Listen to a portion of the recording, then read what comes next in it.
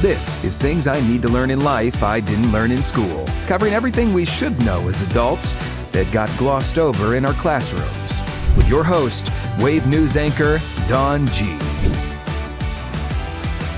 Thank you so much for joining me for Things I Need to Learn in Life I Never Learned in School. I'm Dawne Gee, and again, I'm glad to have you with me. Today, very important. Every topic we've picked, it's something that I think you need in life, and in today's world, unfortunately, this is something that we need to know. I have a friend with me, somebody I trust greatly, somebody who, like how long, Lisa Doyle, like your title, when I think of you, I think safety expert, I think, you've guarded people all over the world for their safety, traveled with them, you teach, you do a lot of things. Your title, though?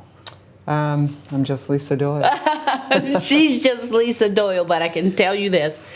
I trust her, and you are always this demeanor of calm. I hope so. I like to think I am. That's something that would be good in this world to learn, I think. I think so. It's. I think as you go through your day, I don't know that I would describe it as calm, but just aware. Aware. And I think when you're aware of your surroundings and you have a plan on what you're going to do if something happens in your area, it helps you to stay calm. Yeah, that's what we're talking about today. Again, Lisa's a friend of mine, so I'll just say that. But you helped me with a story. My sister was in the midst of a mass shooting. I had a stroke the day after. I truly believe the stress that I went through, because she called like screaming. She did the stupidest thing in the world, probably the exact same thing I would have done. She was in Shawnee Park. It was the Thanksgiving shooting there. People were shot. She saw one of the gentlemen that got shot, and her first reaction was, oh my gosh, I need to turn around and help. So we're going to be talking about what should you do if there's a mass shooting, if there's an event at a concert, or you're sitting in church. What do you do? My sister turned around and ran to the person that had been shot to help. And I know that that's the good thing to do. Mm-hmm. But initially, just looking at everything, I don't think that's the smartest. Well, Dawn, we weren't there, and so I don't know what was going through your sister's mind at the time. But what I will tell you is the time to help is after the shooter has been, after that threat has been eliminated.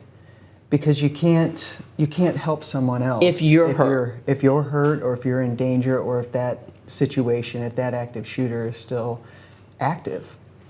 So we had so many shootings on 4th of July. As a matter of fact, we've had over, and we probably, this is the last number I remember this year, over 300 mass shootings in America. That's crazy to me. If I am going to the movies, and I hate this, and I don't know if everyone else is like this, but if I'm going to the movies, even if I'm going to the grocery store, that thought is in my mind. Be prepared. Look around when you get there. I look around when I arrive. That's great. That's a great thing to do. And this is the craziest thing. We were at the movies once, and my son said, what are you doing? Like, why are you looking at everybody? And I said, because I want them to see my eyes, because if they're going to take my life, I want them to look at me. He was like, who's taking your life? I said, I don't know. I don't know what's going to happen. I don't know if there's a shooter in here. And he's like, Mama, you need to get a grip. Yeah. But I think that's life. I do as well. And what you're doing, Dawn, is you're having a plan. I'm trying. If something happens while you're at the movies, you have a plan. You've already thought about where your exits are. Maybe you've thought about what you can use as a weapon. But you have a plan, and those are the things unfortunately we need to do as we walk around in our communities today is we need to have a plan in case something happens. Okay, so I'm going to ask you a few questions. If there's things you feel we should know, please, Lisa, jump in. Because again, I appreciate so much the information you gave me in my first story. And I'm just going to say this. When I did that story and aired it on the news, I was hurt. My feelings were hurt because people emailed me and said, how dare you try to use your big news thing to scare us to death. I wasn't trying to scare people. My sister had just been in that, and that was a year later because I was in the hospital for 3 months. I had to learn to walk again when I had my stroke and all that. That's what that stress did to me. And when I came back, one of my first stories was, what do you do in a mass shooting? And people pummeled me for that. Shame on you. And my thought was, I don't want you to make the same mistake my sister did. Yeah. And so I don't know what you all were thinking, but I have to do what's right, and I think this is right. So we already said, be aware. When you get somewhere, what do? We look at the environments. We look at the exits. What do we do? Well, you want to figure out, like you said, you want to know your environment. You want to look around, and you want to say to yourself, if something happens, where can I go? Where can I run to? Where are my exits? If it's an active shooter, what is something that I can get behind that is going to provide me cover and concealment? Okay, if it comes down to having to fight for your life, what's in my space that I can pick up and use as a weapon? Used to defend myself, used to defend my life. Okay, there's I forget what it was you gave me. It's something fight. Run, hide, or fight. Okay, and isn't it a shame that I did not remember that, because that should be in my head. Say again. Run, hide, fight. Fight should be the last option. Like, don't make that your first option. Well, it depends on your situation and the environment that you're in. It may be that it is right on top of you, that the violent situation erupts right where you're at, and you don't have time. You are there, and you have to fight. It's you that their sights are set on, and you have to fight. So your situation and your environment dictate what you're going to do of those three options. Okay, so run, hide, fight. Right. So I heard a gentleman say who was shot in the, he was shot at during the parade. Mm-hmm. His family was there near Chicago. And I felt so bad for him because he said the shots rang out. We saw people falling down, dying. And he said, I immediately grabbed my young son and I hid behind a metal bench. Which I get, that's what you're going to do, and that's a good place to be. Mm-hmm. But then he said, I started thinking, should I be hiding behind this metal bench? Should we run? Then he said, then I was like, where's the rest of my family? And he felt it was his duty to start running around and looking for his family. My heart broke for him. So one of the things that you were talking about earlier is your sister and going back to help that person, and now you're talking about this gentleman, at the Highland Park Parade in Chicago, that started looking for his family. One of the things that I do with my family and with my friends when we go to places, we go to outdoor concerts or wherever, places that there's going to be a lot of people. I always make a plan. I always say, hey, if something happens. Do you really?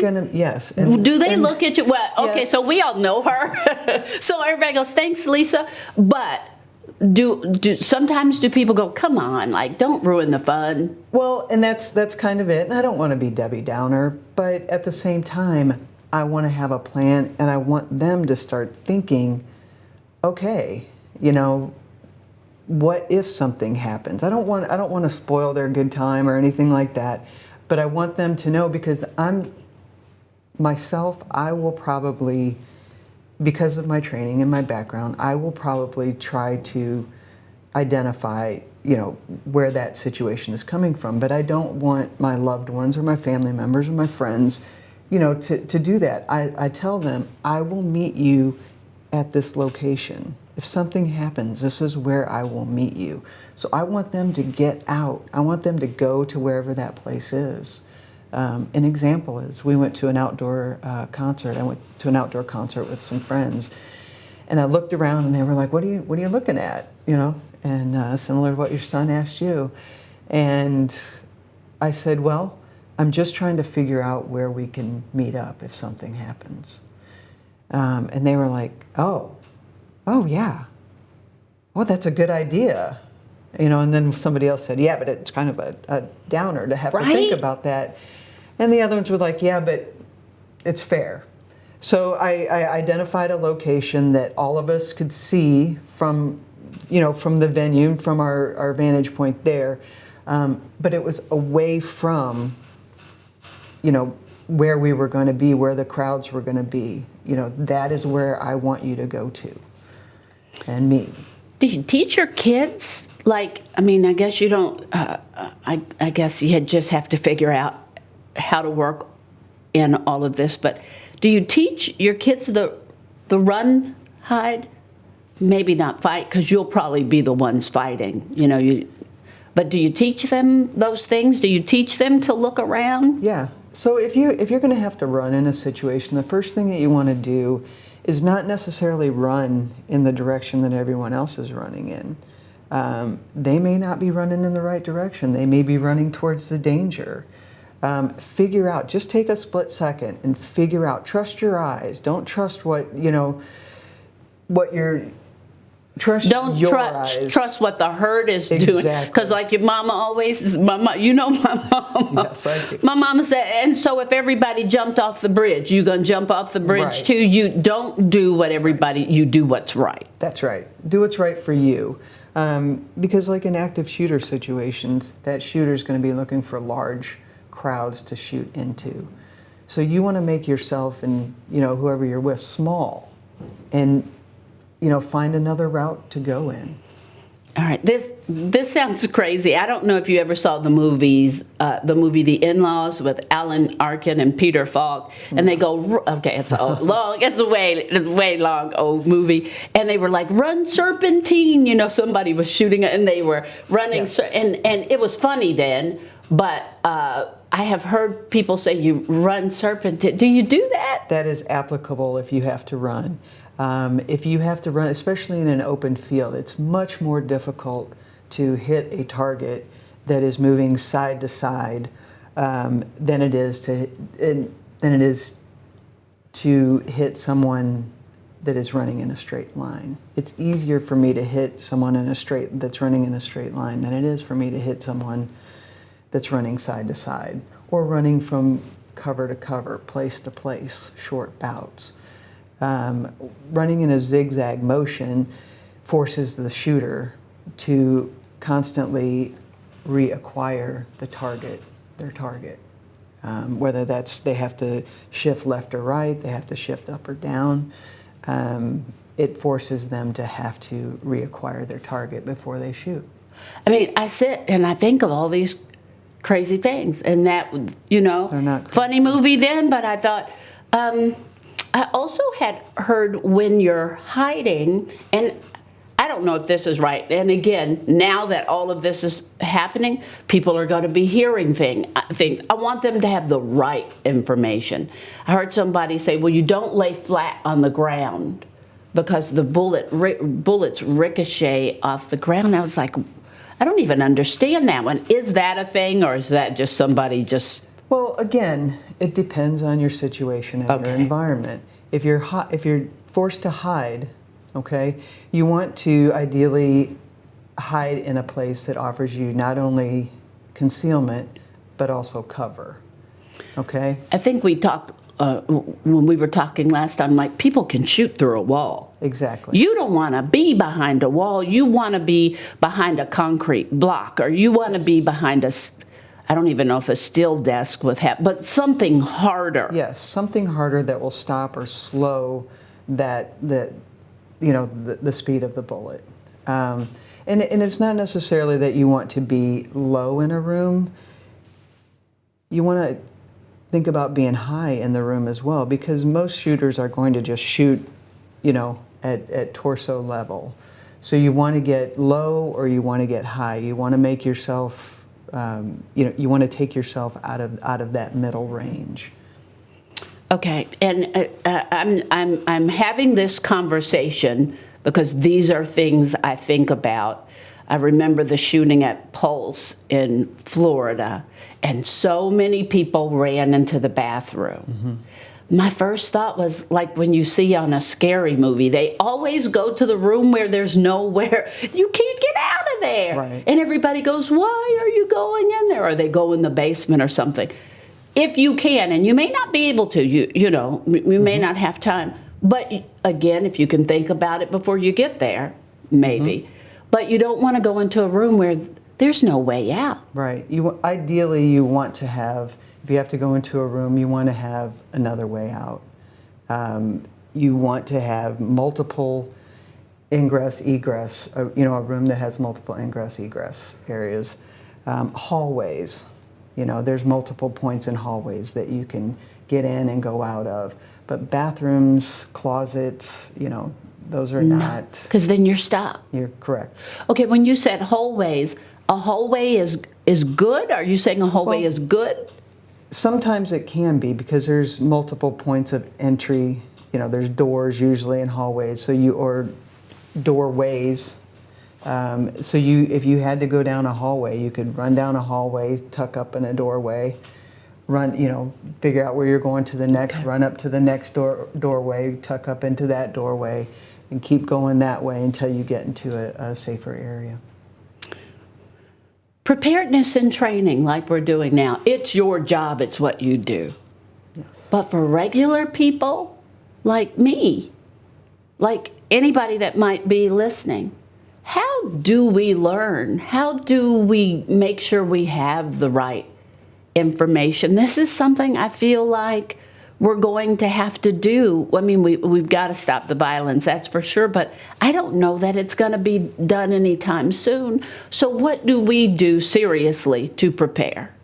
Well, again, we're talking about having a plan, and that's probably the best thing that you can do is to have a plan if something happens. But if you're forced into a situation where you have to confront the attacker, you have to give it 100% because you're fighting for your life. Yeah. Okay. So don't be that, I can't do it. You better commit to it, take it on. That's right. And say this. You're going to have, your adrenaline is going to be up. You're going to have more strength than you ever knew you had. But the thing that goes down is fine motor skills. So wait a minute. When you get nervous like that, your fine motor skills go down? Yes. Really? Yes. So what you want to think about is big movements. So if you're going to have to attack the person, attack them with everything that you have. Try to knock them down on the ground. Whatever you do. If there's somebody else with you, make a plan real quick. Hey, should you bond together? If there's a group of you, absolutely. Work together? Work together. Say, hey, I'm going to go for his waist. I'm going to go, you go for the gun, or you go for the head, or whatever. And then once you've got that plan, do it. Execute it with everything you have. But first we're going to run, then we're going to hide. But if we have to fight, we're going to commit. Those are the three things that will help you survive an active shooter situation. But again, your environment and your situation will determine, it doesn't necessarily go in that order. Okay. It will dictate what you do. Yes, ma'am. But it's something you have to think about. And then this calmness. They say be calm. And some people can do it. But how do you gather that calmness? Well, again, I go back to having a plan. Okay. When you don't have a plan, it's kind of like waking up in the morning and trying to decide what you're going to wear, to your this really important interview. I would set my outfit out the night before. I would go through everything I have, try them on, whatever. Oh, this is the one I'm going to wear, and I'd have that set out the night before because I don't know what's going to happen the next morning. I may wake up late. Something, one of my dogs may get sick. Something may happen that takes away from the time that I have in the morning. So then I'm going to be really nervous. I'm like, oh my gosh, I have this really important interview. What am I going to wear? And then I go in and then I'm wearing tigers with bears or something. So, so again, I had a plan. I have a plan. I lay out my outfit the night before. So if something happens the next morning and I don't have all that time, I've already got my outfit done and I'm ready to go. All right. Is it, and again, I know you say your situation determines your actions. Mm-hmm. And I always think as a workplace, mass shooting different from an event shooting, different from a movie shooting, different from a church, shooting, and it gets a little overwhelming. Mm-hmm. When like I said, wherever I go, that's my first thought. Make your plan, look around. Are those places different, or again, each plan is going to be made by what's around you? Each plan is going to be made by what's around you. We kind of do the same things every day in our life. We have our favorite coffee shop, we go to church, we go to a certain movie theater, we come here to work, we're at home, grocery store, we shop at the same grocery. So we're in those places a lot. So why not, while there's nothing going on, why not just look around when you're in a calm state of mind and look at what's available to you should something happen while you're at one of those places? What have I not asked that we need to know? What have I not asked that you wish you could sit everybody down and just go 1, 2, 3? I think you've covered everything. Just have a plan. And then have a plan B. That's my mama. You always have a plan B. You have your plan A, and that's what you hope, and that's what you want to happen. But have a plan B. Plan for the worst, expect the best. Okay. This is total opposite, not opposite, but something totally different. And I didn't tell you we were going to talk about this, but every day I'm looking at the things that our officers have to deal with. Carjackings are through the roof. Yeah. So now when I'm sitting at a light, I just feel like life is crazy right now. Now when I'm sitting at a light, I start looking around. Okay. That's good. You're aware of your environment. Oh my gosh, but it's getting overwhelming. Yeah. But I'm looking like, what's that kid on the bike, doing? And what? If they're for carjackings, they're happening in the middle of the day, you should just be like, I won't go out at night. Doesn't matter. 12 noon, somebody just carjacked a woman's car. Is there a plan of safety that we can do there? If someone comes up and they put a gun on you and they want your car, give it to them. Give it to them. It's not worth your life. Again, the thing that you're doing when you pull up to a stoplight or to a stop sign, you're not on your phone. Your head's not down, your head's up. And that's really important, is to keep your head up and be aware of your environment. Most of the newer cars, lock when you put it in drive, which is a safety feature, and that's great. But when you pull into a parking space or you pull into a gas station, before you get out of the car, look around, see if there's any, trust your instincts, trust your gut. Your body is going to know something's happening before your mind realizes that it's happening, because it's something that you take in and then you dismiss it. Your mind dismisses it, but your body says, whoa. And then we try to shut our body down, and then the next thing we know, we're in a bad situation or we're the victim of a crime. Trust your gut. body. Trust your gut. All right, don't do stupid things. Like the other day when I was going to leave work and I thought, I'm going to stop by the ATM. Then I went, are you nuts? It is 8:30 at night and you are going to stop? No, you're not.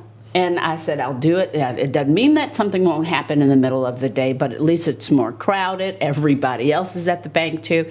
But sometimes we put ourselves in those situations. I can remember I stopped at an ATM when my two oldest, Brittany and Eric, were little. They were in the van waiting on me, and I stepped out, went to an ATM, and this guy came to me and started bothering me, and I didn't know what to do. So I just went crazy cuckoo. Like I just started screaming and doing really weird things and running around, and sort of he ran. And I thought, oh my God, what did I just do? And my kids looked at me like she has lost it. But I shouldn't have put myself in that situation to begin with. Well, I never want to tell people to alter their lifestyle. Like stop living? Right. Like don't stop living. Don't stop living. Keep living your life. But again, be aware of your environment, trust your gut, and have a plan. All right. I'm just trying to think of, and I'm sure that people will have questions after listening to us.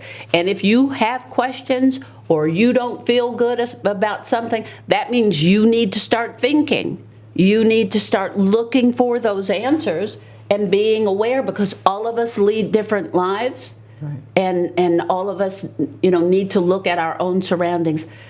Lisa Doyle, anything else that you want to share? No, just be you, do you, live life, but just have a plan in case something happens and you have to react.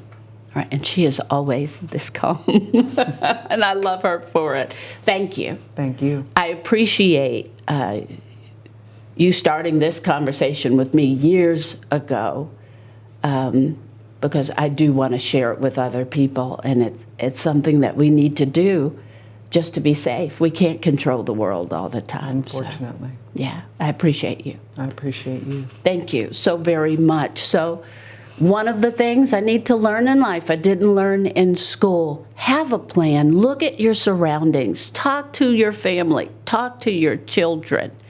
And I pray that we will all be safe. Thank you again for joining me. We'll have another topic next week. Again, things I need to learn in life I didn't learn in school. Thank you.